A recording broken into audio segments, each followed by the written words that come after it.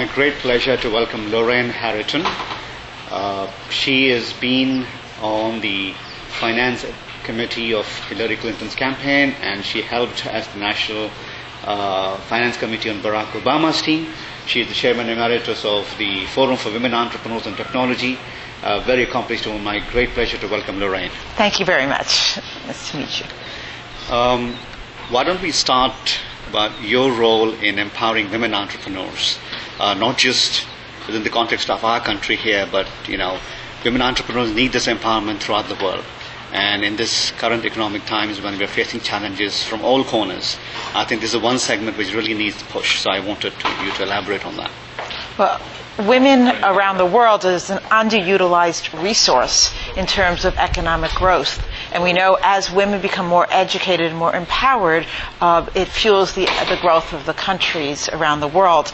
I mean, the success that's happened in microfinance, which has been focused mostly on women, is a good example of how that is happening. So I think that to the extent that we can take our learning and entrepreneurship and export it around the world, focused at women, I think it's a great opportunity to bring people out of poverty, to expand their economic capability, and do it with a resource that's already been proven to be very effective through the microfinancing model.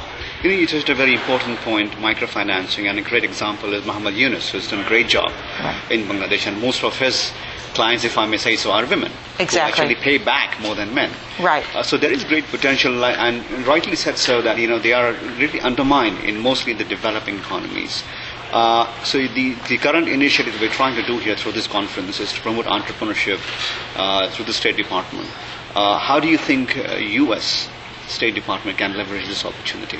Well, I think Secretary Clinton understands that a business is a vehicle for nation building, and there's going to be an enhanced focus on that.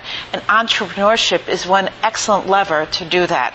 And to the extent that conferences like this and programs like you're talking about can be tools for the State Department to take them, to put them together, and to export them in an effective way and a sensitive way, country by country, as we've been just talking about, I think that there's an excellent lever. And I think the environment within the State Department is going to be positive for that in a way that perhaps it wasn't historically. Your role as an enabler promoting women throughout your career is a very good example for women across the country and maybe across the world. I just wanted you to especially emphasize on how, taking a couple of examples if you may, that the things you have done here to improve women's roles as entrepreneurs could be implemented in either a developed economy or a developing economy. Well, I think networking is a crucial element.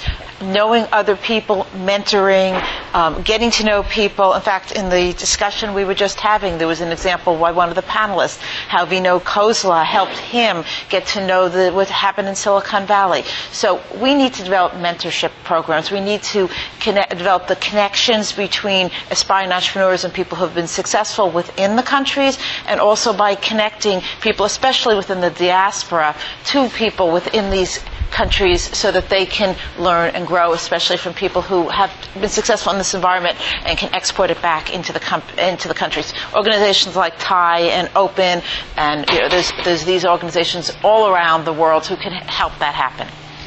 A couple of good things that happen is one that we have first African American president, we have a lady secretary in the State Department, and people look up to around the world. There's some positive vibes around the world that something good might happen, and America has always been the leader who takes about the change throughout the world.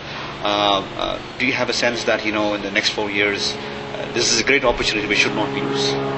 I think there's a tremendous hope and optimism with the new administration that's reflected around the world. I think we have a new opportunity to reestablish diplomacy and make a difference around the world.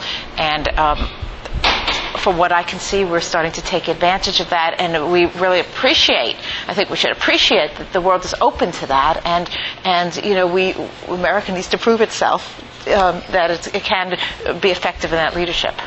Lorraine, thank you so much for giving us the opportunity. Thank you very much.